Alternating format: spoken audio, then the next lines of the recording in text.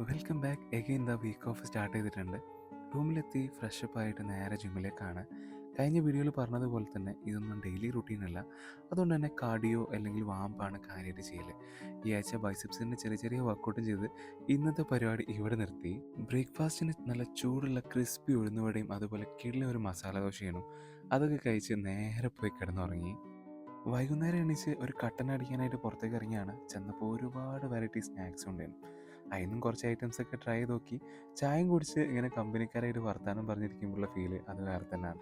റൂമിലെത്തി ഒന്ന് ഫ്രഷപ്പായി ഇനിതാ പുറത്തേക്ക് ഇറങ്ങാണ്. വേറെ അങ്ങോട്ടുമില്ല, കറാമയിലേക്കാണ്. ഫുഡടിയാണ് മെയിൻ ഉദ്ദേശം. ചെറിയ പർച്ചേസൊക്കെ ചെയ്ത് കറാമയിലെ തേരാപ്പാര നടത്താൻ കഴിഞ്ഞിട്ട് എത്തിയിട്ടുള്ളത് മലബാർ പ്ലേറ്റ്സിലാണ്. ഈ ഒരു സാധനം ട്രൈ ചെയ്യാൻ വേണ്ടിയിട്ടാണ്.